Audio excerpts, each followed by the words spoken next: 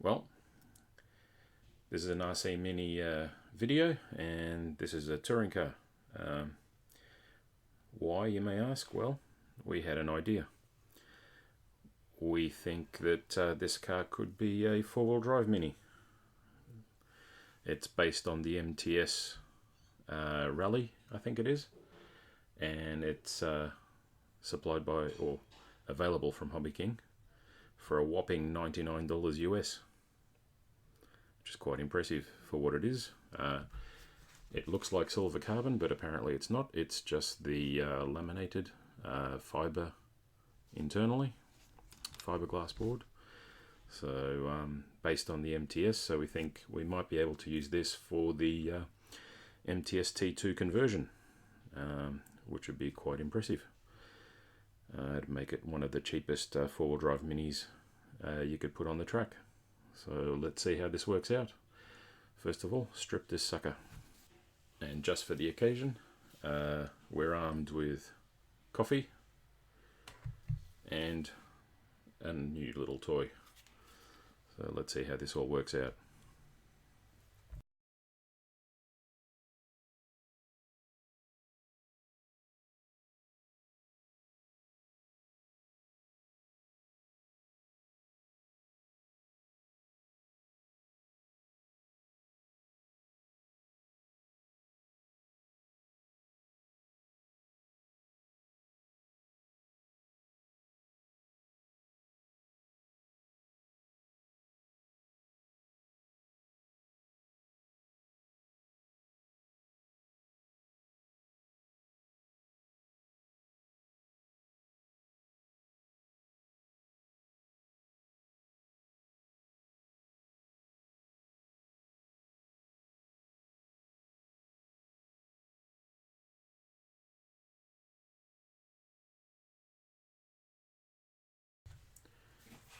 So that's the starting point. We've taken out the majority of the drivetrain out of the basher, as Hobbyking have called it, or Blazer. And the significant differences between this and an MTS touring car is the bottom bulkheads. The bottom half of the bulkheads are plastic, the top half are alloy. So there's a lot of saving. Something has to give. I mean, it's got full bearings. It comes fully assembled. The shocks are the standard shocks, not the through shaft shocks that you get on the MTS. So these should be a little bit easier to deal with for most people. The hinge pin blocks are alloy.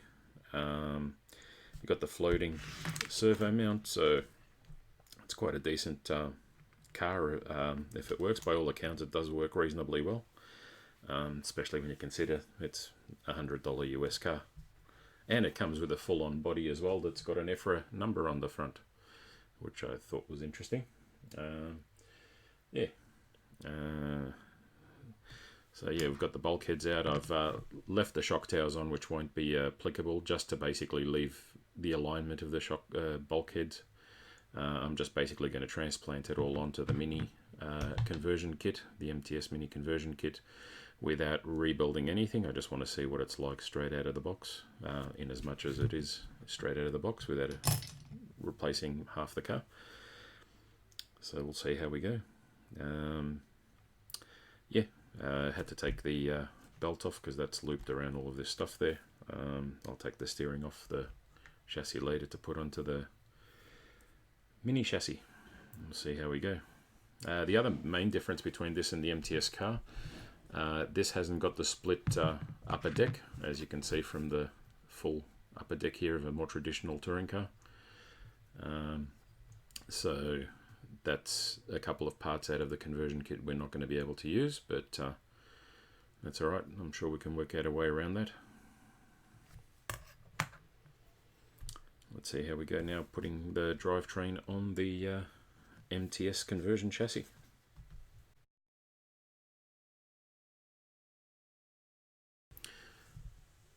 We'll start with a center bulkhead just to see where the rear is. It looks like with the MTS conversion kit we've got a position where we can move the rear bulkheads either towards the rear or forward about 10mm roughly. So it gives us an option of where we want it. Hopefully the belts will fit. Let's see how we go.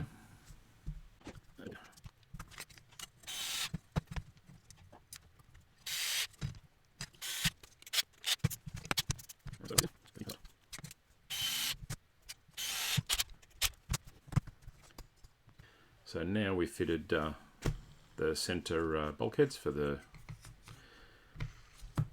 spur gear and pulleys. Everything seems to fit spot on. Everything lined up beautifully.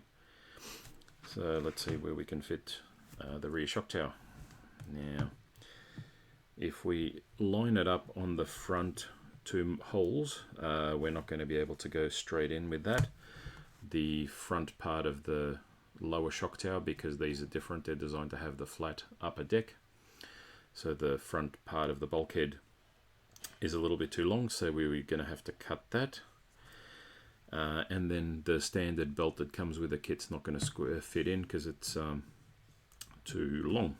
I'm going to try and use this belt because I'd like to try and go for a long wheelbase four-wheel drive Mini, and I'm going to try and mount this at the back and see where we end up. So if I put the belt on, pulley on, I'll actually leave it off for the moment. Let's mount the rear bulkheads on.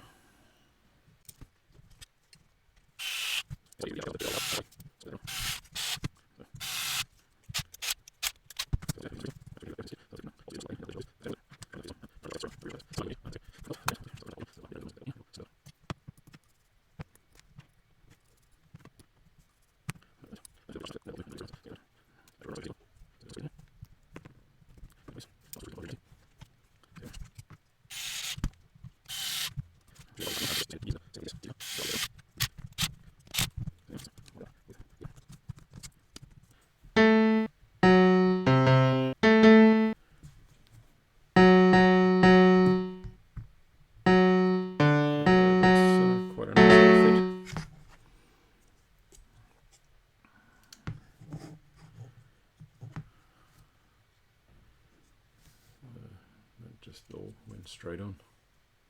I was quite impressed that belt is the right distance there, and I think something's been done on purpose to allow for that. Maybe in the MTS kit you can actually move that further back as well. Interesting. Cool. So we don't need that little sucker anymore.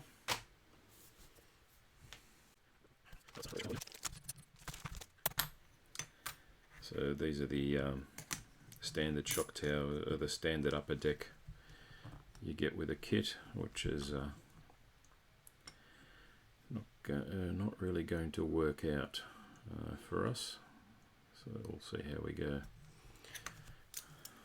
Here we've got the rear shock tower, so let's just bolt that straight on.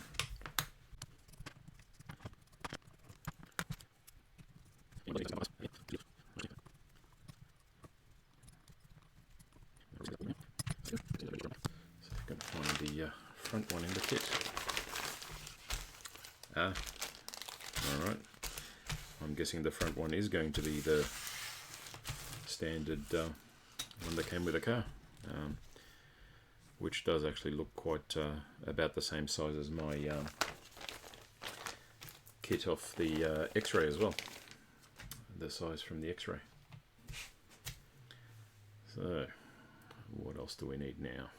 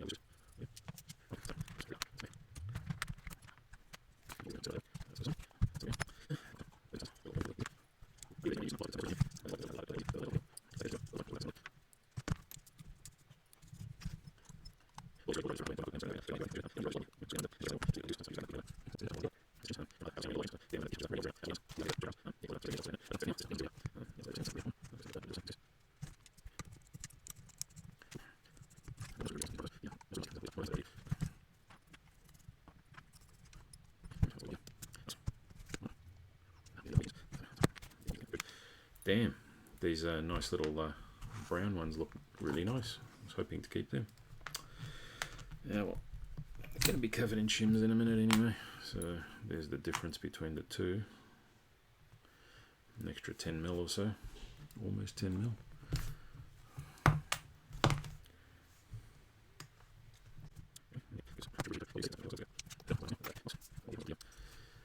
Servo holder in there. Yeah, looks like the conversion kit only allows for 2 screws. The middle one hasn't been tapped or countersunk. Interesting. I might have to find the countersink bit and put that in myself, because the hole lines up. It's there, so just hasn't been countersunk. Probably a bit of QA or by design, who knows.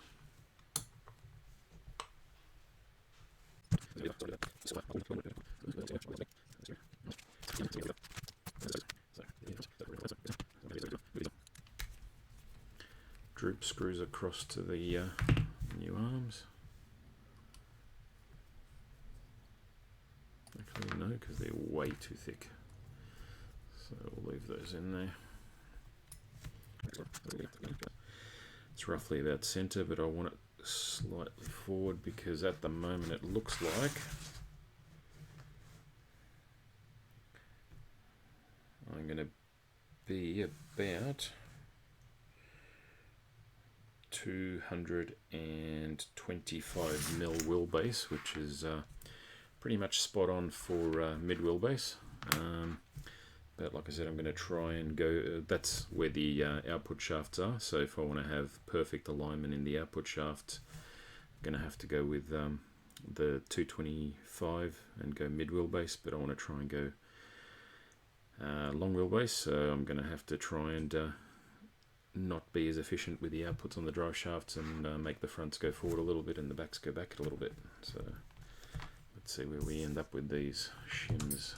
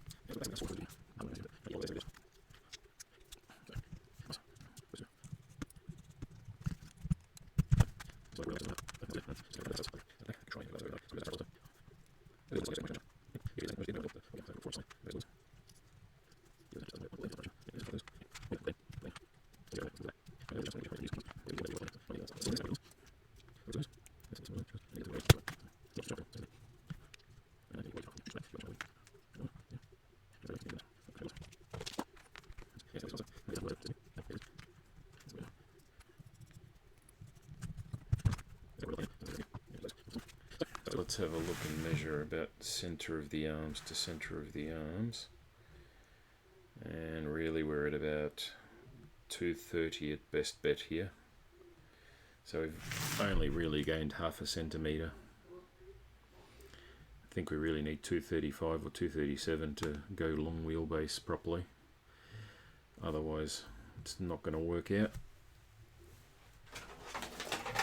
Let's see what happens if I put that on. Yeah, no, that's way too far forward. I would have loved to have run one of those on. It's a bit disappointing. Maybe I can find some other arms that can flip backwards and give me a bit more length.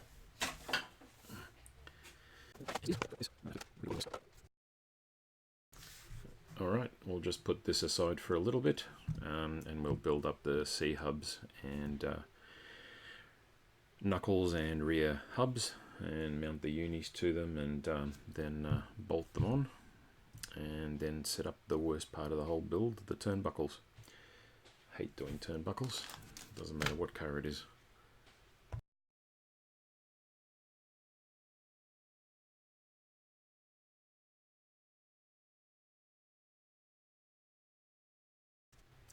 Don't know why they use these shims.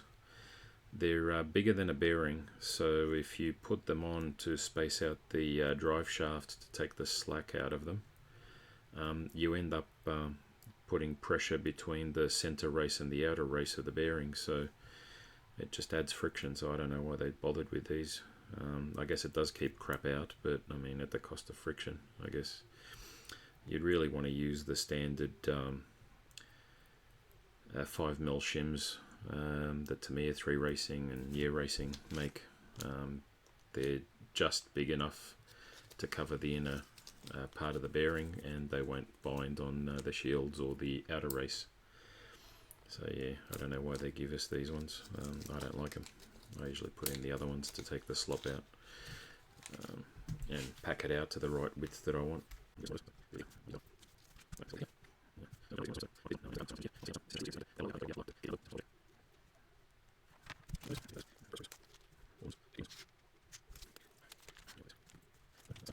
Instructions. Let's see how we go. Okie dokie. First problem with the instructions, and there are many. The kit I got was the 4-wheel drive MTS T2 conversion. The instructions, as they call them, are for the front-wheel drive MTS touring car conversion. So they're just slightly less useful than the original instructions that are meant to come with it. Let's go to the internet. A few moments later. There you go. There's the problem. They don't call it a manual. It's a guideline.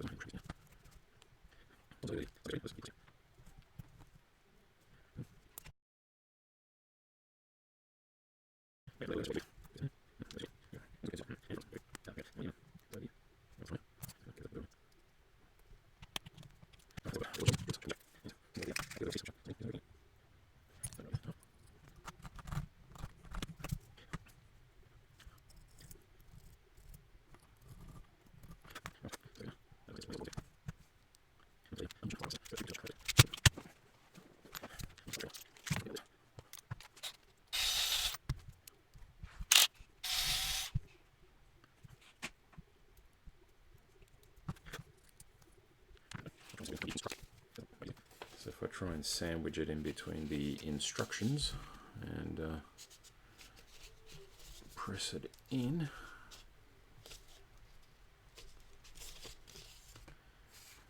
it's almost spot on.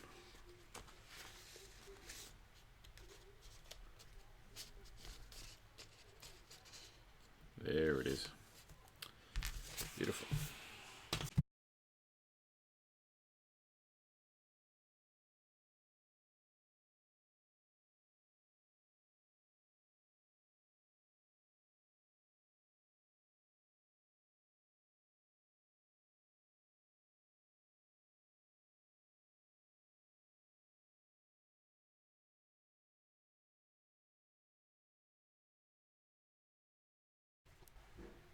Because the other one was quite locked in, and these little screw washers aren't actually biting into anything, I could glue them in, but that's like effort and stuff.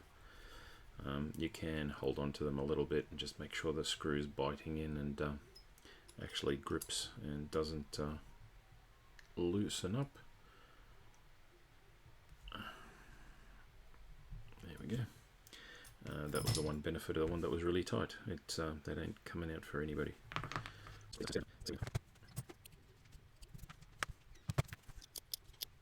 Let's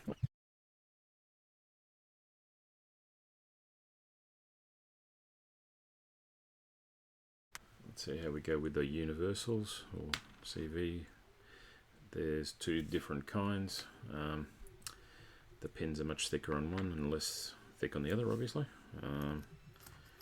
Presumably, I think, oh no, that's quite tight there.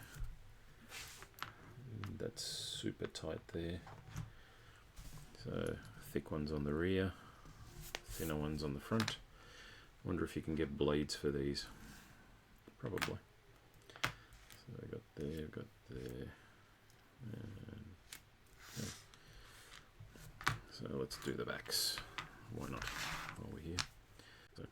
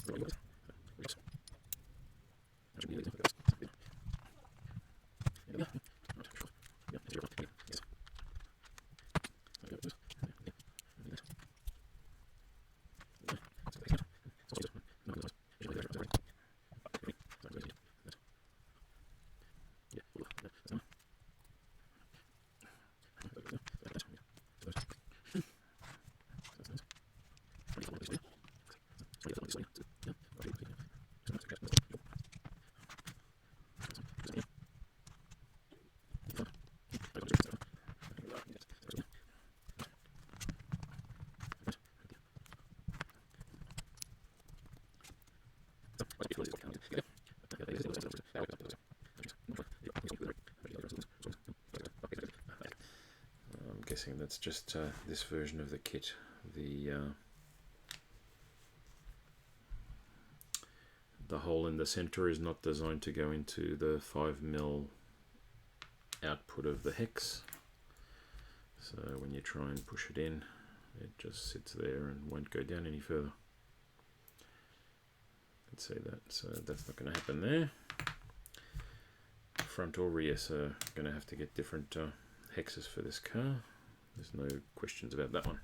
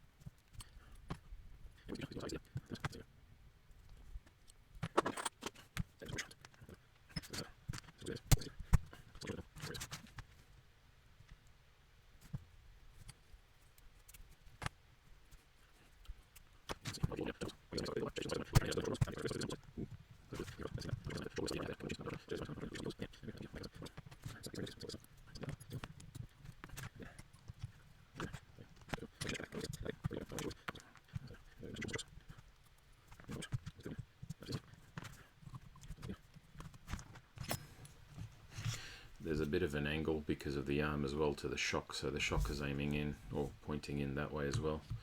So packing that out a mil that way clears the ball link there from hitting the shock tower, as well as straightening up the shock, the rear shock as well. So it's probably a good thing overall anyway. So just leave it like that for the moment. I'm going to have to do a full setup on it once we do have the all the electrics in and the weights and everything the way it's going to be. There's no point doing a setup than eyeball at the moment.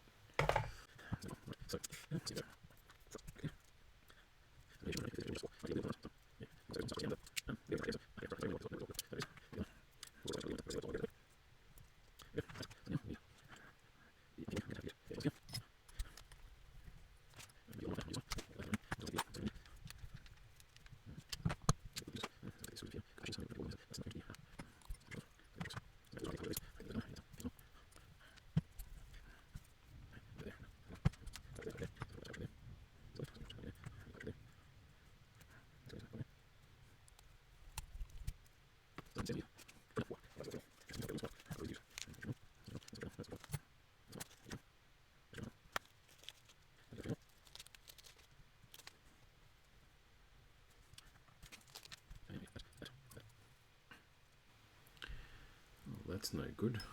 That's binding up all over the place.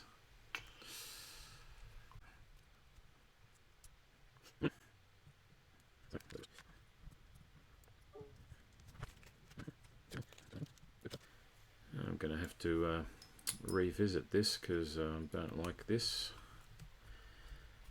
I'm going to have to find a bigger top hat. Let's see what I've got in the little Tamiya parts box.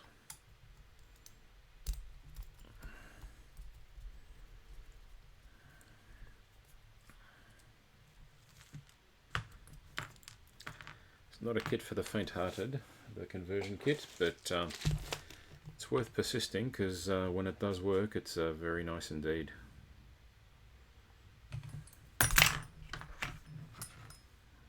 Or when you get it sorted, it's very nice. So let's try that one and that one. These are much longer than the ones that you've got in the other kit. So I may have to do without the shim on the top. Let's see what happens when I put those in. So that one's in.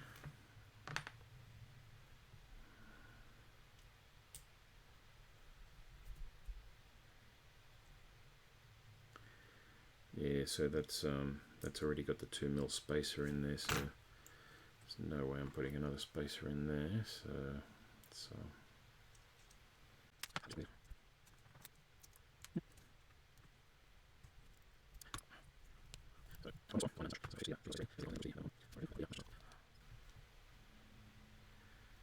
still binding. Why is it binding? What's it binding on? No, that's not. It's just the beautiful.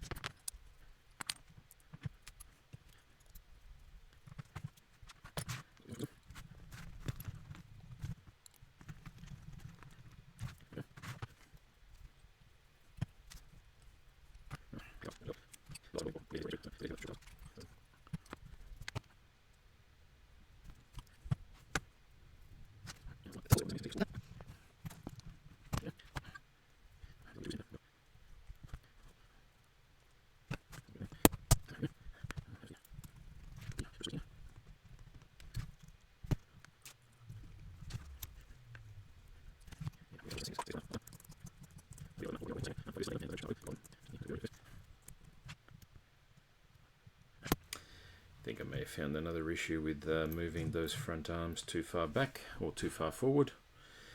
The suspension hits the C-hub and or the arm hits the C-hub and doesn't let it drop anywhere near as much as it's probably going to need to. So I may have to move those front arms back, and that's going to lose me another 2.5mm or 3mm of, or 2mm of length. So that'll then go back to, what have I got at the moment? 230mm, pretty much spot on. So it's too short for long, so might as well aim for mid, I guess. But I'll worry about that once I go to put the electrics in, and I'll rejig the lengths properly. It shouldn't be too big a drama, I don't think.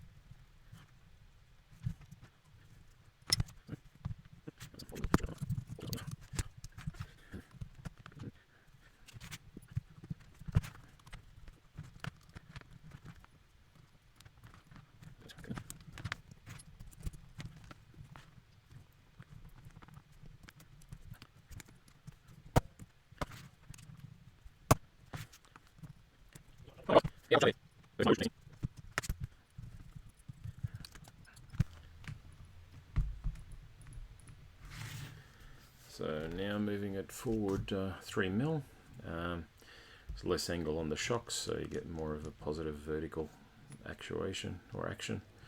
And there's a good 3mm in front of the shock tower as well, so even if you put a screw in there to hold the body post, it's not going to hit. So it's not too bad.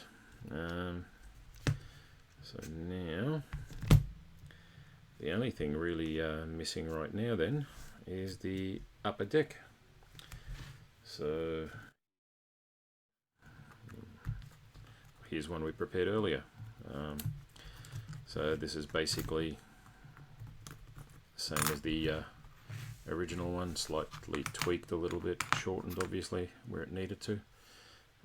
This is a prototype one. I'm sure that something very similar to this is going to be available if anybody's interested, from one Berserk RC.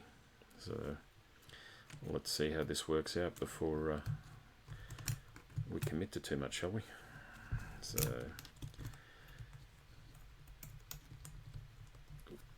this one's actually a little tight because the design's not quite right, but the next revision should be spot on. So let's see, here we go. Alright, so there we are.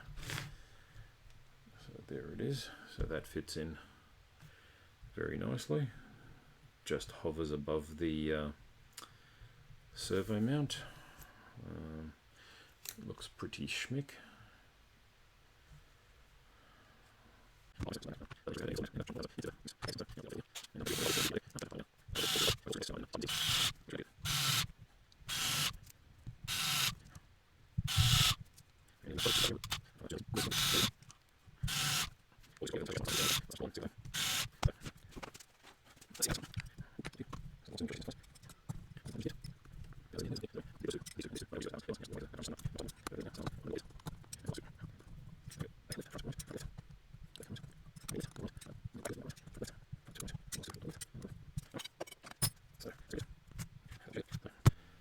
So basically, out of the original kit, with the conversion, we needed a slightly longer top hat, washers or spacers on the front, because the ones that come with the Blazer kit are a little bit short.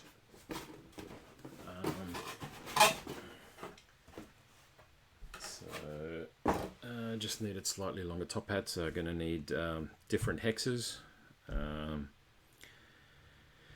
and some extra screws here and there, some extra screws for the turnbuckles, or for the turnbuckles for the steering blocks there to hold the carbon fibre plate to the knuckle. And I think that's pretty much it. Everything else, some extra spaces, that's about all. Everything else is pretty good. Straight on. Let's see what the bumper says. Oh yes, like I bought one. Look at that. Straight on. 3 screws.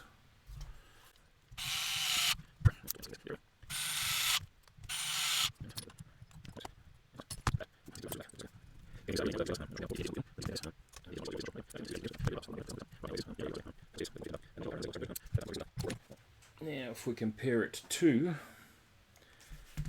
the X-Ray 4-wheel drive Mini, which is the MTS conversion, then it's not all that different, other than the rear diff being slightly more forward of where it is on this one, because I've opted to use the rear mounting holes and not cut the chassis or the bulkheads here. Trying to go for a longer wheelbase. At the moment the wheelbase looks like it's going to be about 5mm longer than my X-Ray wheelbase.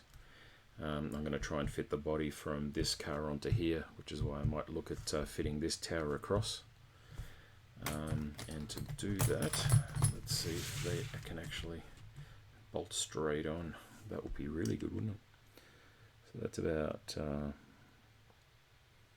18.5, and that is 19. So yeah, so it might not be quite right. Doesn't look like it might be too far off. Be worth a shot anyway. But yeah, other than that, yeah, no, it is 19. Yeah. So I reckon those shock towers would be interchangeable. So I could see that going straight across there. And that would then give me the body mounting position the same on that car and potentially this car.